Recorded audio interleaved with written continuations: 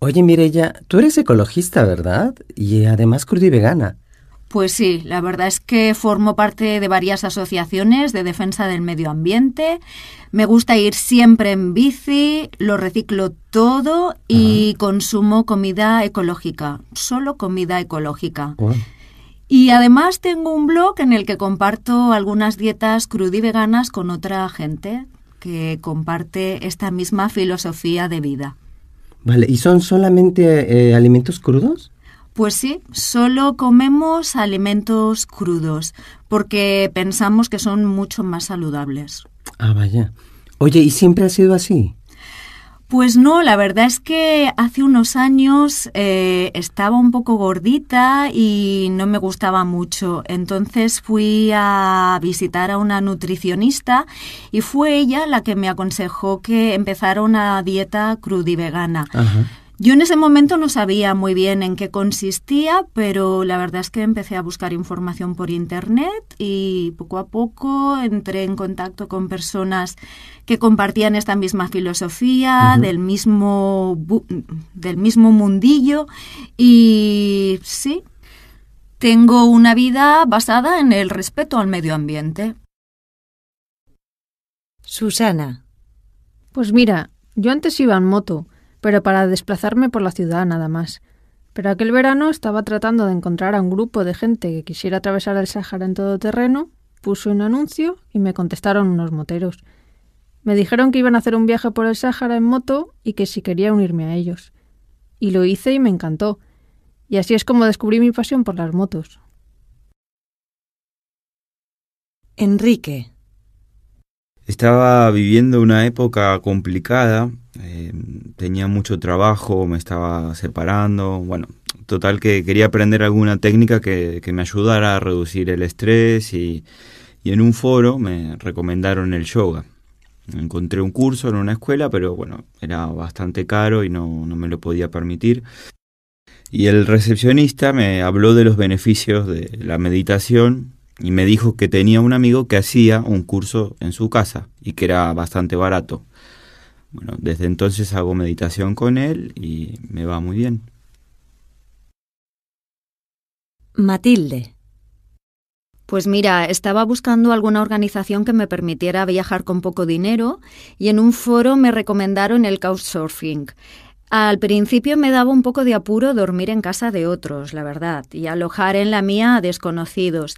Pero lo probé y fue una experiencia increíble. Ahora solo viajo de ese modo.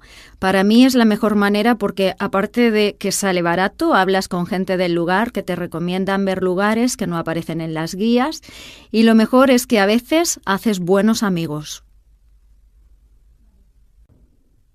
Hola, buenos días. Hola, buenas. ¿Qué harías si te dieran un año sabático? Un año sabático y yo aprovecharía y me daría una vuelta al mundo. Viajaría por todos esos lugares que no conozco. Pues yo aprovecharía para seguir formándome, para estudiar, hacer algún máster y para descansar. ¿Qué harías si te ofrecieran hacer un curso online más barato que el presencial? Pues mira, la verdad es que yo no lo haría. Yo preferiría hacer el presencial porque para mí es muy difícil organizarme solo. Desde casa, no sé, me cuesta mucho. Yo necesito tener compañeros y ver al profesor todos los días. Pues a mí me parecería una fantástica propuesta y lo haría seguro, vamos. Yo siempre que puedo hago pues toda la formación que puedo hacerla online, la hago desde casa y eso me parece estupendo. Y encima que me ofrezcan la posibilidad de hacerlo desde casa y más barato que de forma presencial, pues no tendría que pensármelo. ¿Qué harías si en tu empresa te ofrecieran la oportunidad de hacer teletrabajo? Pues la verdad es que no lo aceptaría. Por un lado, me parece tentadora la idea, pero lo cierto es que yo necesito salir de casa, ver a mis compañeros de trabajo y además estoy segura de que en casa ni me organizaría y probablemente me deprimiría. Pues la verdad es que me encantaría que eso pasara. Yo vivo un poco lejos del trabajo y la verdad es que trabajar desde casa me permitiría perder menos tiempo al día o al menos organizármelo mejor. Además, creo que es mejor para concentrarte, trabajar en casa, ya que no te interrumpe nadie, tienes organizado tu trabajo y haces los descansos cuando te parece mejor. Oye, Juan Pablo, ¿y tú te imaginabas la ciudad así? No, la verdad que me sorprendió bastante porque me imaginaba que, no sé, las calles iban a ser más grandes, como la arquitectura me sorprendió bastante de la ciudad. Uh-huh. Y la gente también, no sé por qué, pero me imaginaba que iba a haber gente bailando flamenco en todas las esquinas, por ejemplo, y cuando llegas acá te das cuenta que no es así. No es así, ¿no?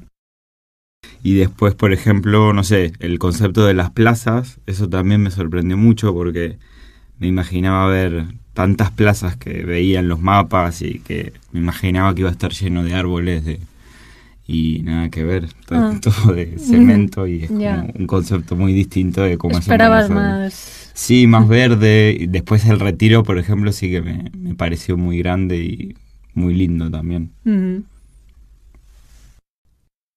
Oye, Fernando, ¿cómo te imaginabas Buenos Aires antes de llegar?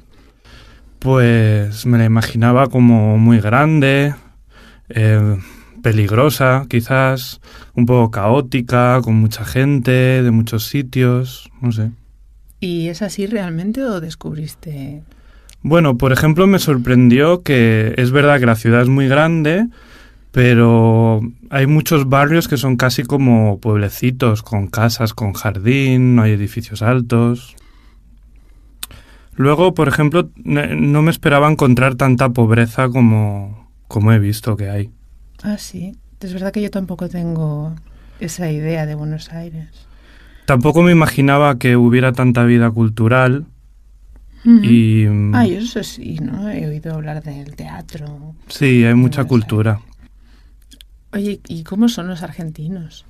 Bueno, pues yo me los imaginaba como un poco más creídos o un poco pedantes, pero no es verdad, o sea, son súper amables y de hecho bastante humildes y son como críticos con su gobierno y...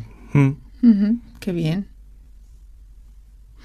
¿Y qué tal la carne argentina, que tiene tanta fama? Pues me la esperaba más buena, la verdad. Tiene mucha fama, pero bueno, normal. No Lo que sí que es muy bueno es el vino, por ejemplo. Ah, sí. Y luego también me sorprendió encontrar tantos restaurantes y tanta comida de todas partes del mundo.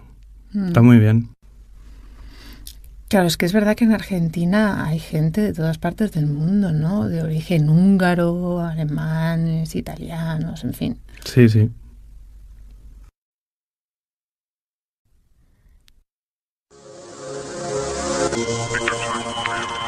Ciudades del mundo.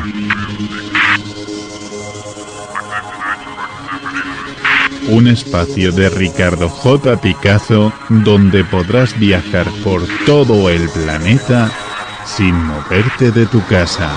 Hola, ¿qué tal? Bienvenidos a esta nueva entrega de nuestro espacio de Ciudades en TFM, Ciudades del Mundo. Hoy nos vamos a Ciudad de México. México DF es la 9ª metrópoli más poblada del mundo.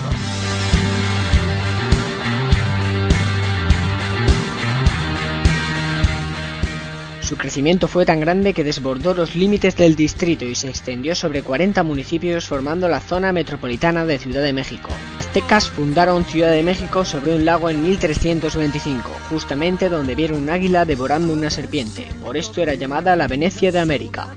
Ahora, debido a que el lago permanece en el subsuelo, la ciudad se hunde a un ritmo de 20 centímetros por año. En esta ciudad encontramos la avenida más larga del mundo, con 28,8 kilómetros de largo. Es la Avenida de los Insurgentes. También en el DF encontramos el parque urbano más grande del mundo, conocido como el Parque de Chapultepec. Pese a que suene raro, en esta ciudad se encuentra la plaza de toros más grande del mundo, con un aforo de 41.262 personas. Curiosidades no faltan en Ciudad de México, pues es la ciudad con más mariachis del planeta, incluso por encima de Guadalajara y Jalisco. Además, es la urbe con más personas católicas del mundo, superando el 80% de sus habitantes. El mes de diciembre es en el que más fiestas tradicionales curiosas podemos encontrar. Del 16 al 24 de este mes se celebran las posadas, una fiesta por barrios que va cambiando de casa en casa. Se realiza un desfile encabezado por 2 niños buscando la posada para María y José. Una vez encontrada, se inicia la fiesta. A diferencia de las típicas representaciones del nacimiento de Jesús, en Ciudad de México tienen lugar las pastorelas, una representación teatral que no tiene de protagonista a Jesús, sino a los pastores. Estos tienen que buscar al Hijo de Dios mientras se encuentran con el diablo, que les hace más difícil el camino. Por último, en septiembre, la noche del 15 al 16 es la noche mexicana por excelencia. Se celebra una fiesta por la independencia del país. Hasta aquí nuestra entrega de hoy en México. Les esperamos en nuestro próximo programa. Ya saben que pueden visitar nuestro sitio web ciudadesdelmundo.tfm.blogspot.com. Les espero, un saludo y hasta la próxima. Ciudades del mundo. TEA FM, donde todo es posible.